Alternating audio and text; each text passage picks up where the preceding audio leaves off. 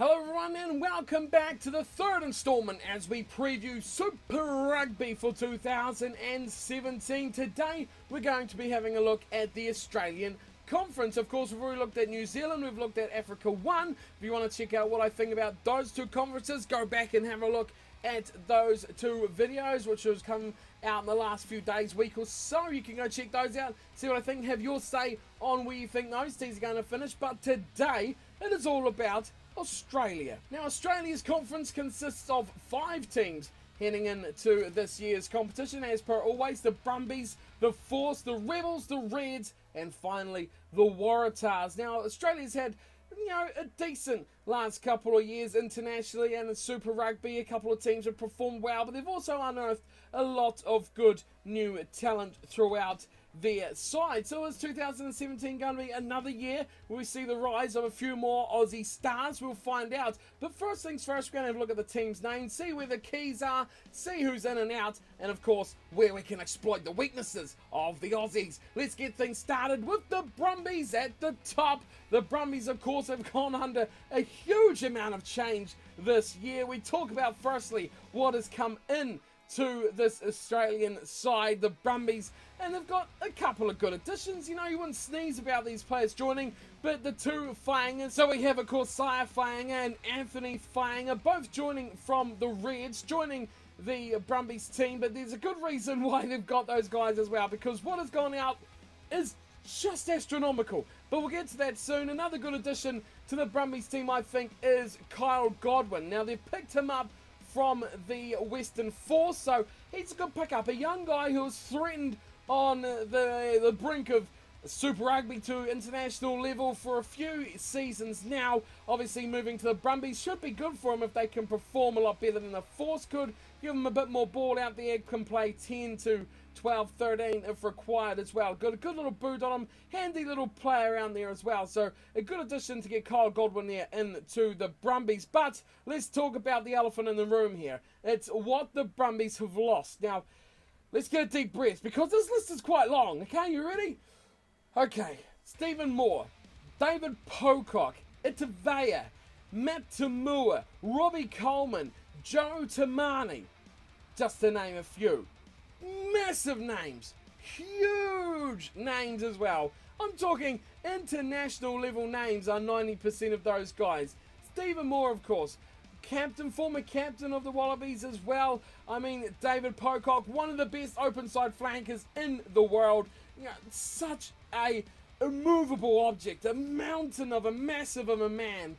He is just such a key figure for any team, no matter the level. To lose him on a sabbatical is huge for the Brumbies. Of course, Itavea retired for health reasons as well. Pretty big loss to lose him for the season coming up, or for forever really. He's gone, he's retired. In the backs, Matt Tamua. How do they lose Matt Tamua? One of the good playmaking up-and-coming players as well. Of course, Robbie Coleman, Joe Tamani, good finishers as well. Robbie Coleman, he's one of those really undervalued players, isn't he? He can do just about anything out there. He's solid but an unspectacular player, and he'll do what he has to do. He does his job and he does it well. To lose him leaves big holes in the Brumbies backline. So they've lost a mountain of players. Who is going to be left that could be a key for this Brumbies team? Well, there's one man, and he goes by the name of Christian Lealiafano. Now, he has got immense pressure on him because there's not much behind him either. And does he want to play 10? Does he want to play 12? I think this season we're going to see him fully with the number 10 jumper on. Outside him, a couple left as well. Fardy is going to be huge for this team. Fardy needs to have another great year if they're going to be any type of threat. He's lost his back row buddy in Pocock, but what they need to do is keep Scott Fardy in full health and make sure he can play a lot of rugby, because he is going to be massive for the Brumbies this year. And of course, in the back line, Tavita Kurandrani, I think one of the best outside centres in world rugby at the moment as well. Strong runner, he makes game lines, he makes defenders hurt, and that's his job. He does well. He breaks the line and he makes the defence completely shatter. So he's going to be massive for the Brumbies as well. Their weaknesses, I think, we talked about it in just a smidge before about Lealiafano, but it's going to be a fly half, because outside of Christian Lealiifano, there is not really much. Ironically, they picked up a player from where I'm from here in Southland, Ranui Herrera, at Super Rugby level. I mean, they're talking about him being given the number 10 jumper and putting Lealiifano outside him. I mean, Herrera was okay last year in the Minor 10 Cup. For Southland, who don't have a good record of having good fly halves anyway, you know, he's good, but I wasn't going to talk about him too much for being from here. But underneath Lealiifano and the number 10 jumper, unless they can teach those guys something special, Nick just the other one as well, that's going to be a real area teams are going to target. And if they can't get the ball past the 10, the back line is going to just completely fall flat on its face. Other areas, of course, open side. No Pocock leaves big pressure coming on the guys that are already there. They've talked about Jordan Smiler being the man they're going to target to fill that number 7 jumper. Of course, he's played a few seasons of Super Rugby as well. No Pocock, but can he fill that role on a full-time basis is going to be key. Again, it's getting that ball to the ruck. If the forwards can't secure it, don't worry about giving it to your number 10 anyway for him to get squashed, because you won't get it that far. It's two key areas that are going to be massively interesting to see how the Brumbies adapt to the circumstances. That's what I think about the Brumbies anyway. A lot of areas where we've got a lot to learn about the Brumbies with so many losses. It is going to be, so interesting for Larkham and his pack of crooks behind him as well. What a season this could be for the Brumbies. It's make or break, do or die. Everything is on the line here with a lot of unanswered questions behind the Brumbies. Secondly, we're going to even look at the Force, and the Western Force have made a few changes to their squad as well. So key additions coming into this team in the front row. They have gained the addition of Ben Daly from the Reds, a good pickup for their front row. Also on the front row, Tatafu Pilota now coming in from the Waratahs. That is a huge addition to the Western Force. That'll do nicely alongside the likes of a Pete Cowan and a Falconer there as well. I think their team in the front row is going to look pretty tasty for those additions. Other ones in, Robbie Coleman. We just talked about him coming in from the Brumbies. He's joined the team as well. And we also have the addition of Bill Meeks coming in from Gloucester. So a bit of an unknown of what he can offer, but you presume playing at the level of Gloucester, you'd expect him to be up there with Super Rugby as well. So he's going to be an interesting addition for me in the Force. Key players they've lost, and to be fair, this is a pretty sore list as well. Albie Mathewson, yeah, that one really, really hurts as well. Albie Mathewson has absolutely owned that Force directive role of the back line at scrum half. He's directed that team, his experience. He's offered them so much, and I think it's held that back line together for years now, and he's gone. That is a massive hole to have left as well. They got Pryor there already, but he's no Albie Mathewson, and I just think the direction that Mathewson gave them is going to be massively, massively missed as well. Of course, we talked about Kyle Goldman, who's gone to the Brumbies, and then further out in the back line, Ben Tapawai and Junior Russellia have both left to Bath and Edinburgh respectively. That is big losses for their centres and outside backs to lose those guys there as well. So what do they have that could really continue to bring this team together? Key players I'm talking about for the Force, Dane Haylett-Petty. In the back line, he has got some massive amount of pressure now on his shoulders, because he's got to be what Mathewson did last season as well. Haylett-Petty had a pretty good breakout year last year. He's got to be good. He's got to be great. He's got to go to that next level, and he's got to own this Force backline. Another area that's going to be key for the Force is their front row. Well, we talked about it just before with the additions of the Ben Dailies and the Pilota Nows. That's going to be key. We talked about the other guys, the Pete Cowans, the Faulkners, and Tessman as well. That's got to be key. They've got to win a lot of ball through the scrum, and they've got to really set a platform for Haylett-Petty and his backline buddies as well, because a lot of pressure is going to be on those guys to perform. They've lost a little bit of experience as well, and the pressure is really going to be on these new guys coming in. Of course, they've got Peter Grant, John O'Lance, fly halves who are experienced, very experienced, and they'll be really sharing that load with Haylett-Petty as the star man out wide. He's got to lead the line. He's got to make the inroads. He's got to lead the outside backs forward. It's going to be a tough season, I think, for the Force, but they've got a lot of good additions, and I think a lot of young players that they'll want to build on. Where they're going to be weak, well, it's scrum half. losing a man like Albie Mathewson, who has just owned that and really covered that position easily himself all season for seasons to go as well. His loss is going to be huge. Big pressure will go on the likes of Pryor. He's got to step up as well. That's where they'll be weak. And we've talked about it a lot with Dane Haylett-Petty.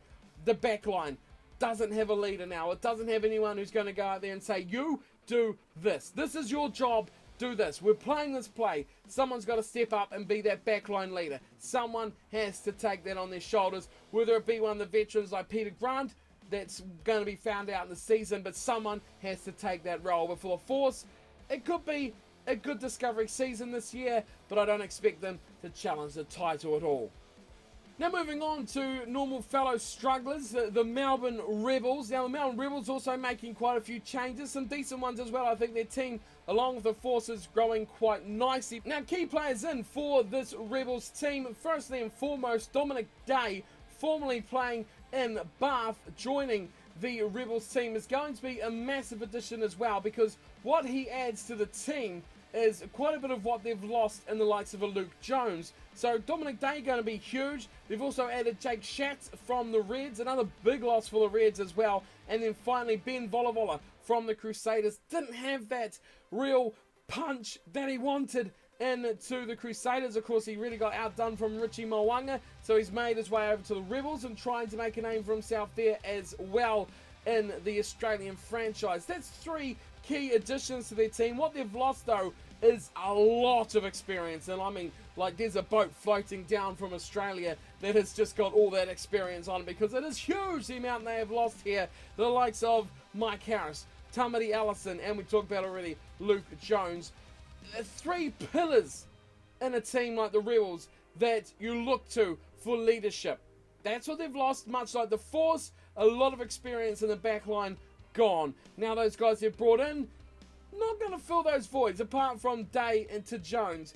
But I'm talking, no one's going to fill that role from Harris and from Allison, so they've got to look up from what they've got. Now what they do have is some players who made some leaps and bounds last year. I'm talking the likes of a Reece Hodge is definitely one who can fill that role. I'm expecting big things from Nick Sturzaker as well. I really enjoy watching him. He is electric when it comes to a scrum half, and I expect big things from him this year as well. They've also picked up a lot of players to come in alongside Volavola, Jack McGregor, and Jackson Garden Bishop from Wellington Mitre 10 Cup team. Interesting additions in a position that you need someone good. They've gone with youth, and they're looking to make an impact over the next few years. And with Jack Debrasini there as well, it's an area that you may find a lot of changes as well, because no one's really stamped their authority on that position. Weaknesses for the Rebels and question marks we may add to that as well is one man. We go down the bottom, Marika Koroibete. He's coming from the Melbourne Storm NRL team. Now, great NRL Rugby League player, but again, it's this transition to rugby union. What's he going to offer? It's not a weakness, it's more of a question mark. And I found it quite funny that the money they throw at these NRL guys to get them to come play union, it puzzles me. It really does puzzle me why they do that.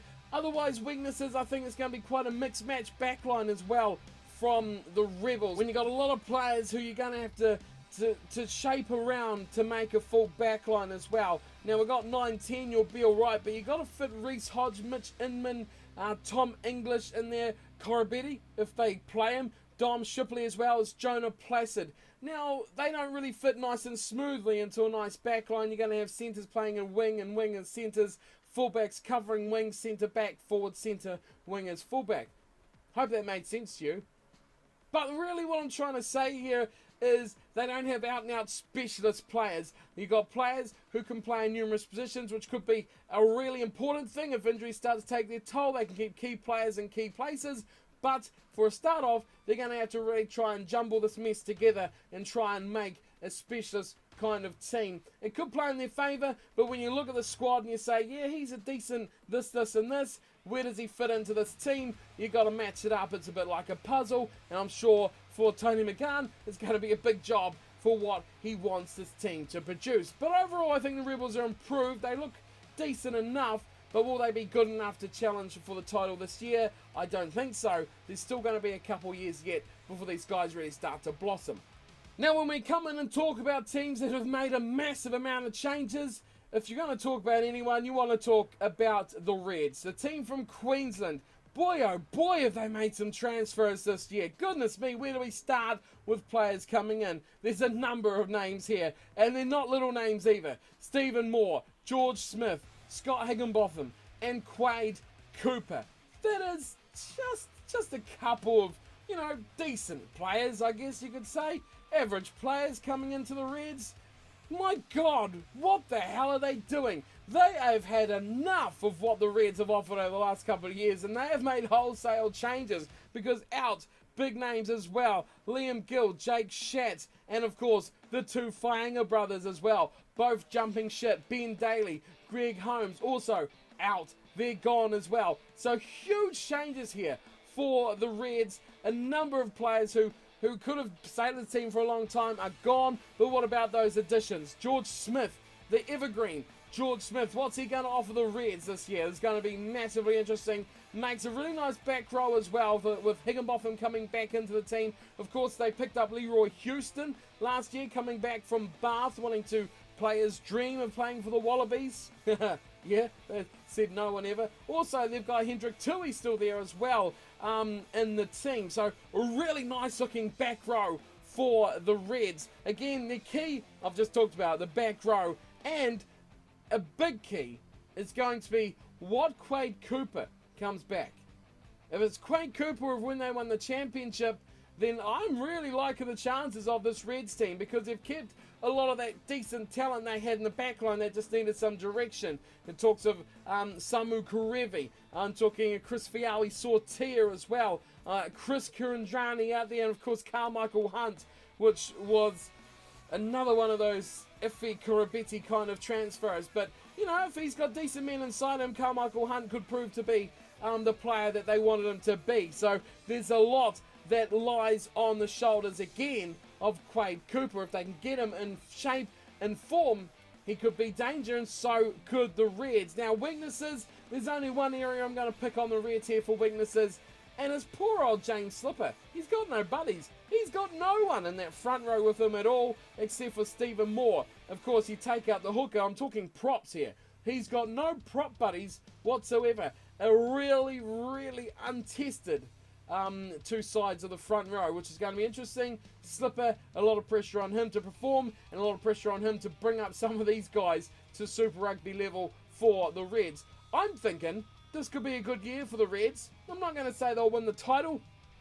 I don't think any of the Australian teams are going to be in that reckoning come the end of the season, but playoffs a possibility, and alongside the final team will probably be the best two bets of coming away with something out of Super Rugby in 2017. And speaking of the final team left, that's right, it is a team from New South Wales. It is the Waratahs. Now, of course, the Waratahs, very good season last year as well. The best of the Australians, to be fair to them. What have they brought into their team? Well, a couple of good additions as well. Sekope Kepu joining their front row from Bordeaux. And they've also picked up David McDouling from the Sharks, which isn't a bad shout considering they lost Sam Lousy to the Hurricanes. It gives them a little bit more depth there in the second row, especially with the way they're playing Dean Mumm as more of a back rower than a second rower, which I don't know where they're really getting that idea from, but they're sticking with it, and that's all that really matters. What have they lost, though? What have they lost? Quite a number of players. Sekope Kepu's come in, but Ben Robinson has retired, which is quite a bit of a loss as well. Te Tafu Pulon, now we've talked about the Force. He's also jumped ship. He's gone. And James Hildebrand has gone as well, which I didn't think was too bad of a player last year, but he is also gone. In the rest of the team, they have lost at number 8, Wycliffe Palu, who has gone to Japan, and of course, the big one, away to Wasps, Curtly Beale, has gone from the team as well. Now, Curtly Beale was quite a big part of how the Waratahs played last year. So where do the keys lay? It's pretty easy to say. It's massive positions for any team, 10, 9 and 15. I said that completely backwards, but Foley, Phibbs and Folau. If you're going to go that way, they're the key guys. In the forward pack, it's their new addition, Sekope Kepu. He needs to make some friends there, like Paddy Ryan, Angus Talval, who were decent last year. They need to be his mates, and the rest of the team should look after itself. It's a good team from the Waratahs, but every team has a weakness. Where does it come from? Back row. That's where I'm looking at. The loss of Dave Dennis will hurt that stability of a decent player who just didn't seem to have a bad game. Of course, a lot of pressure. Again, we talk about it. Someone who's going to have to take it all on his shoulders. Every single team we talk about someone who's got this predicament. It's going to fall to Michael Hooper. Has he really reached the heights, Michael Hooper, that he was expected to? Is he one of the best back rowers in the world? I know a lot of you disagree and do not like Michael Hooper one little piece. The jury will stay out this year and there's going to be a lot of pressure on him to perform. But what I don't like about this pack from the Waratahs is just how bits and pieces it is. I'm talking the likes of the man we spoke of before, and Dean Mum. A lot of players like him. He's a second rower. Why play him in the back row?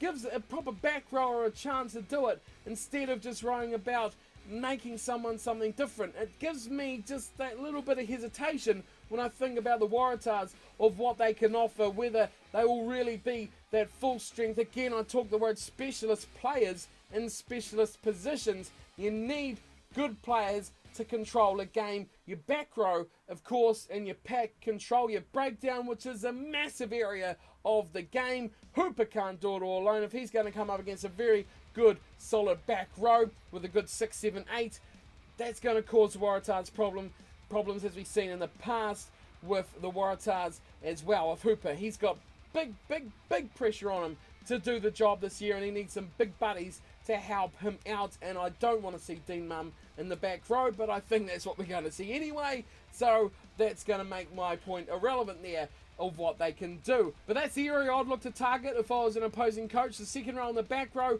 ruck speed, and just being a plain old nuisance is what will slow the Waratahs down. Don't give that quick ball to Foley and Phibbs. That is going to change the game. But that is the Waratahs, and that is the Australian Conference. We've looked through all 5 teams as quickly as we can. A brief look at what these teams will offer, who's going to be their keys, and all that sort of thing. Now, as I do at the end of each episode, we'll be having a look at where I think they'll finish. This is quite a hard one because I like some of the additions some of the teams have done, like the Rebels, the Force, and the Reds. And then you look at the Brumbies, who have lost a boatload of players as well. It makes things interesting this year. I still think the Waratahs will be your number 1 Australian team, but I'm going to be positive for Australia, and I'm going to say the Reds will come in second, and Cooper and his buddies will have a good year. In third, I'm going to say the Brumbies will hang on by a whisker, but they will have huge pressure from the up-and-coming teams like the Rebels and the Force. So it wouldn't surprise me if the Brumbies fall to 4th or even 5th, and the Rebels or the Force have a better year because they've got a lot of that emerging talent. Is this year going to be the year they do it? I think the Brumbies will hang on due to the fact that they have that experience, and a few Wallabies still hanging in the camp. Will it be enough for them? That 3, 4, 5 I think will be very tight, and I expect to see the Brumbies struggle against those lower placed sides. Interesting season ahead for the Australian Conference, though, in 2017. So that is me, done and dusted for today. Thank you all for joining in once again. As always, this is just my opinion. Leave your thoughts in the comments below about who you think is going to star, who you think is going to get where in the Australian Conference. And of course, I'll be running a picks competition this year as well. So that will be in the description as to which site we'll be running that on. Join my league, have your say in your tips, and hopefully you don't do as well as me, which would be nice. We'll be having the preview show as well for Super Rugby each week as well, so stay tuned for that. But until next time, when we have a look at our final conference, which will be Africa 2, thanks for joining me, and take care.